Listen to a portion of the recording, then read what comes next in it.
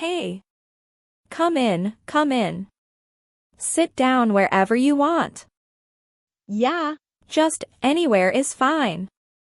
Don't be shy. Okay. Phew. Sorry, I just walked up 3 flights of stairs because the elevator is broken again. Again.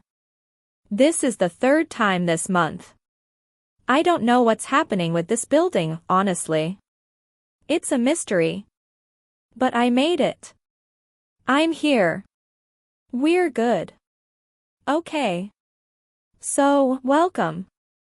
If you're new here, my name is Sarah. Sarah Mitchell.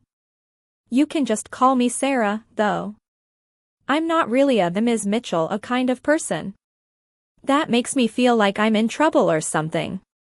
I teach English here at the university, specifically conversational English and American culture. And I love my job. I really, truly love it. Because every single class, we talk about something different. Something real. Something that actually happens in life. And today is a very special day. Does anyone know what today is? That's right. It's February 14th, a Valentine's Day. Yes. Okay, so today we are going to talk all about Valentine's Day. The history, the traditions, the weird parts, because yes, there are some weird parts, and also just what it feels like to be in America on this day. Because if you're learning English, and especially American English, you cannot ignore Valentine's Day. It is everywhere. Like, literally everywhere. The grocery store, the pharmacy, the coffee shop, social media, everywhere is red and pink and hearts and chocolate. It's a lot. But before we get into all of that, can I just take 1 second to talk about my morning? Because it was something. So I woke up this morning, right? And I was feeling good. Like, it's Valentine's Day, the sun is out, I made my coffee at home, which, by the way, is a huge deal because usually I'm running late and I have to buy coffee on the way. But today I made it at home. I felt like a very responsible adult. So I'm feeling good.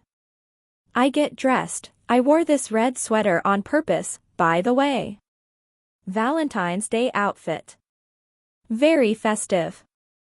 And I go outside, and my neighbor, this sweet older man, Mr. Garcia, he's standing at his door holding the biggest bouquet of red roses I have ever seen in my life. Like, it was enormous. It was almost bigger than him. And he sees me and he goes, "Happy Valentine's Day, Sarah. These are for my wife. 42 years and I still bring her roses." And I stopped walking. I literally stopped. Because that was the most romantic thing I had heard in a very long time. 42 years. And he still buys her roses. That's incredible. I told him, "Mr. Garcia, you are goals." And he laughed. He didn't totally understand what goals meant, but he laughed anyway. So anyway, that kind of set the mood for the whole day. And it made me think, where did all of this come from? Why do we give roses? Why do we give chocolate? Why is everything red and pink? Who decided this? And that is exactly what we're going to talk about today. Okay. So let's go back. Way back. We're going back to ancient Rome. Like almost 2,000 years ago. Now, here's the thing about Valentine's Day, the history is actually kind of complicated. And a little dark, honestly. It's not all hearts and candy. There's a real story underneath all of that pink. So first, let's talk about the name. Valentine. Saint Valentine. Who was this person? Well, and this is where it gets interesting, historians actually aren't 100% sure. There may have been more than one Saint Valentine. Which is already kind of wild, right? Like, we're celebrating a holiday named after a person, and we're not even totally sure who that person was. But the most popular story, the one that most people tell, goes like this. There was a Christian priest in Rome. His name was Valentine. And this was around the year 270 AD, during the time of the Roman Emperor Claudius II.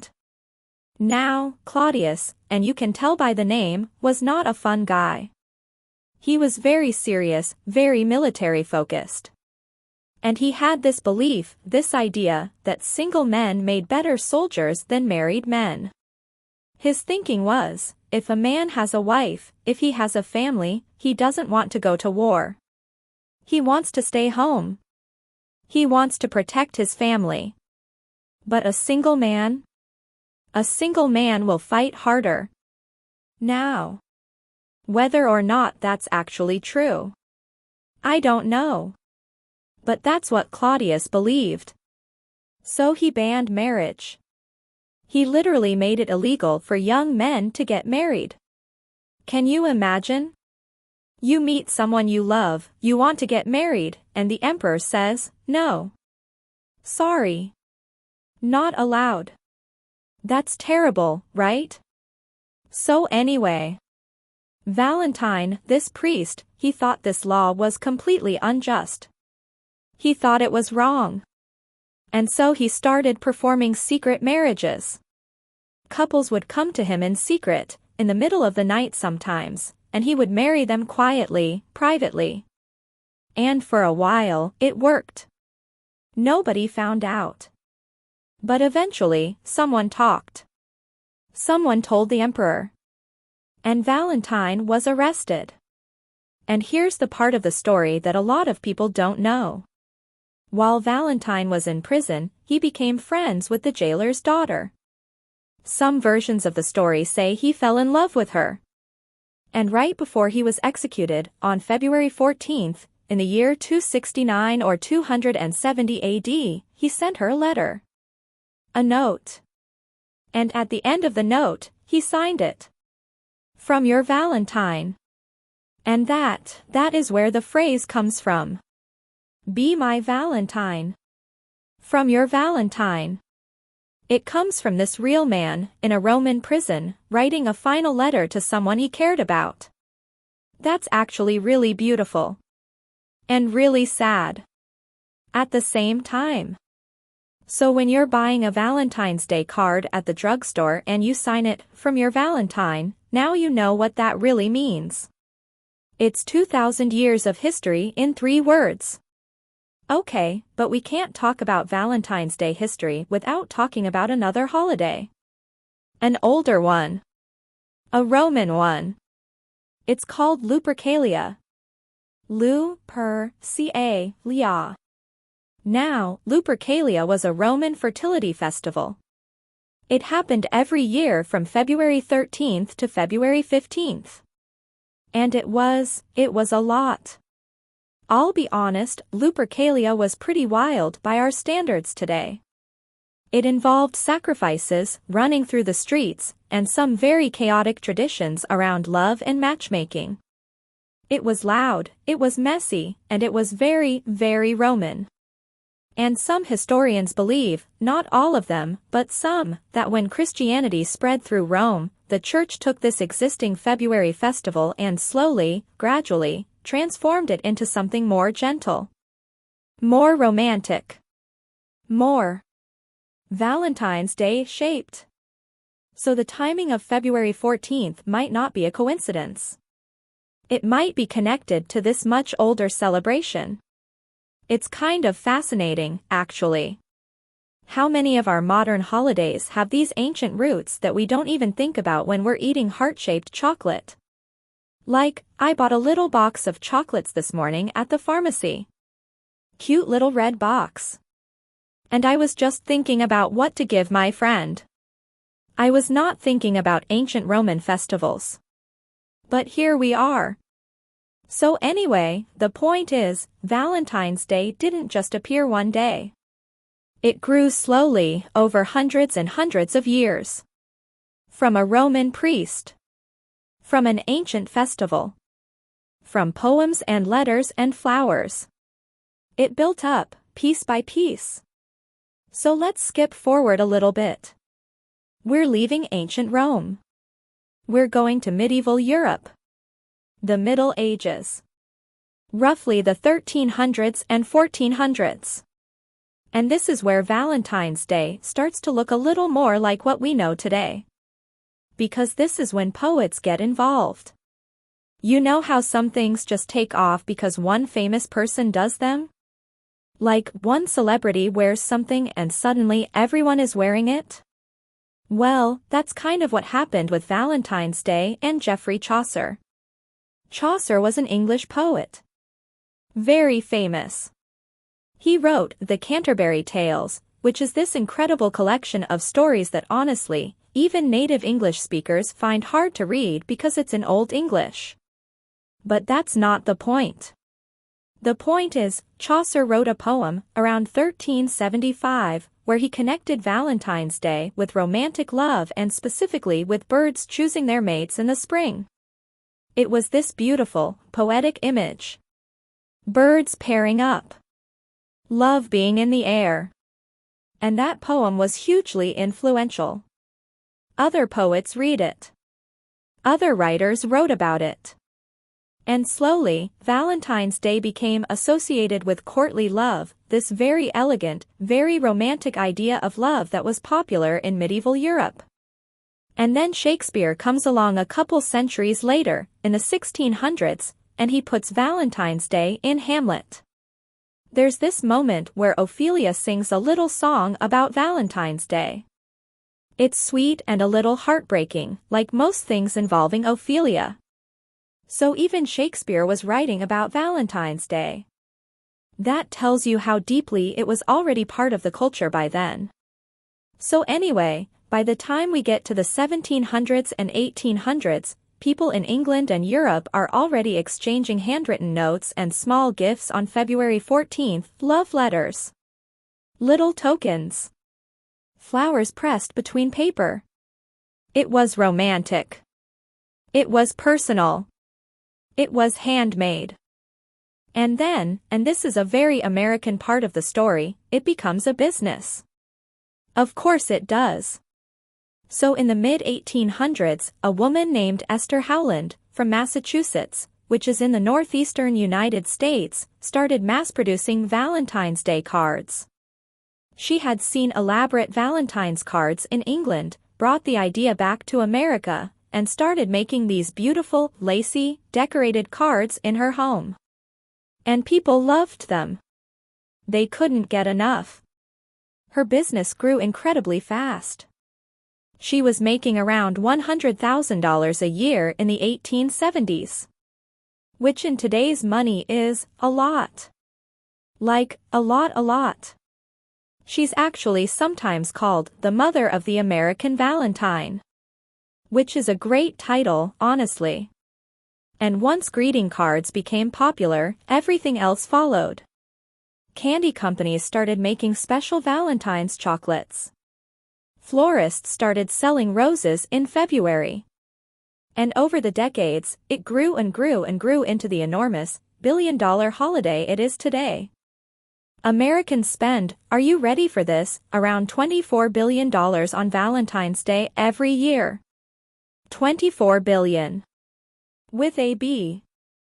That's incredible.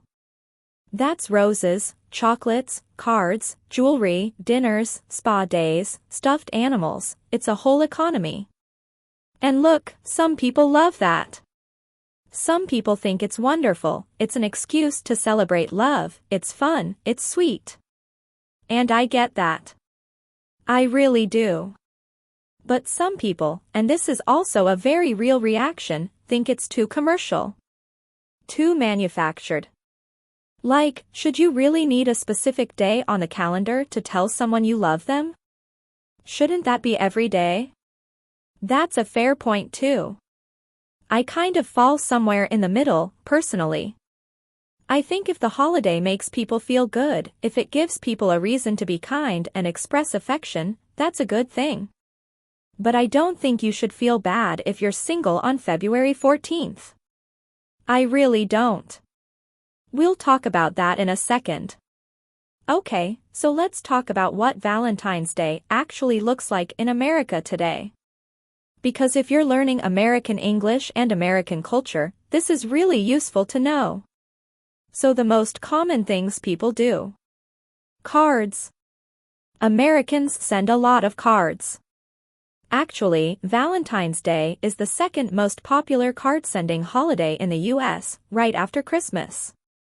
About 145 million cards are exchanged every single February 14th.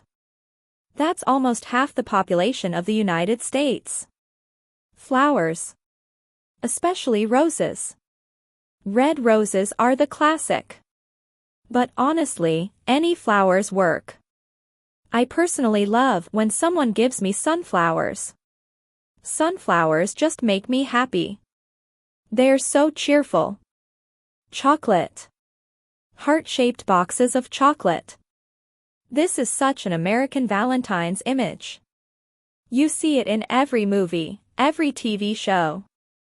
The little red heart-shaped box with different chocolates inside. And you never quite know what you're going to get. Is it caramel? Is it coconut? Is it that weird cherry one that nobody asked for? Dinner. Restaurants are absolutely packed on February 14th. Like, if you don't make a reservation weeks in advance, good luck. You're eating at home. And then there's also, and I love this, Galentine's Day. Have you heard of this? It was popularized by the TV show Parks and Recreation, and it's on February 13th. And it's a day for women to celebrate their female friendships. No romance required. Just friends, food, and a good time. I think Galentine's Day is genuinely wonderful. I went to a Galentine's dinner last night with 3 of my closest friends and we just ate pasta and talked for 3 hours and it was perfect. So anyway, Valentine's Day in America is really for everyone. Couples, yes, but also friends and families. Parents give their kids little valentines. Kids exchange cards at school. It's sweet. Now, I want to talk about something real for a second. Because not everyone loves Valentine's Day. And that is completely okay. If you're single, Valentine's Day can feel heavy. Like, suddenly everywhere you look there are couples and roses and candlelit dinners, and if you're not part of that, it can feel lonely. It can feel like a reminder of something you don't have. And I've felt that. Genuinely. There have been Valentine's Days where I just didn't want to go outside. Because everywhere I looked was this celebration of romantic love and I wasn't in that place in my life. But here's what I've learned. Love is not just romantic love. Valentine's Day, especially the original story of Saint Valentine, was about love in a much bigger sense. It was about courage. It was about standing up for people you care about. It was about human connection. And human connection takes so many forms. A text to a friend who's having a hard time. A call to your mom. A coffee with someone who needs company. That is love too. So if you're single today, or if Valentine's Day just isn't your thing, that is completely valid. You don't have to celebrate it. But if you want to, celebrate it your way. With whoever you love in your life. That's my personal Valentine's Day philosophy. Okay, quick language moment, because this is an English class after all. Some words and phrases you'll hear a lot around Valentine's Day in English. Be my Valentine, asking someone to be your romantic partner for the holiday, or just a sweet way to say you care about them. Sweep someone off their feet, to impress someone romantically, to make someone fall in love with you quickly. Head over heels, completely in love. Like, so in love you can't think straight. Wear your heart on your sleeve, to show your feelings openly, without hiding them. Blind date, a romantic meeting with someone you've never met before. People sometimes set these up on Valentine's Day. Puppy love, a young, innocent crush. Usually the kind you have when you're a kid or a teenager. I had a huge puppy love crush in 7th grade. His name was Marcus. He did not know I existed. Classic. Moving on. So, here we are. We talked about a Roman priest who secretly married couples because he believed love deserved to exist, even when the law said it didn't. We talked about ancient festivals and medieval poets, and a woman in Massachusetts who built a business out of paper hearts. We talked about chocolate and flowers and Galentine's dinners and Mr. Garcia and his enormous bouquet of roses for his wife of 42 years. And what's the takeaway? What do I want you to walk away with today? I think it's this: Valentine's Day, at its core, underneath all the commerce and the candy and the social media posts, is about the same thing it's always been about. Human beings wanting to say to each other, I see you. I care about you. You matter to me. That impulse is 2,000 years old. And it's not going anywhere. So whether you spend today with a partner, or a friend, or your cat, or just yourself with a good book and some chocolate, make it count. Be a little intentional about love today. All right. That's our class for today. And hey, so anyway, we just talked about Valentine's Day for 25 minutes. And honestly, I would do it again. Happy Valentine's Day, everyone. Take care of yourselves. And I will see you next time. Bye. Thanks for watching. See you in the next one. Don't forget to like and subscribe.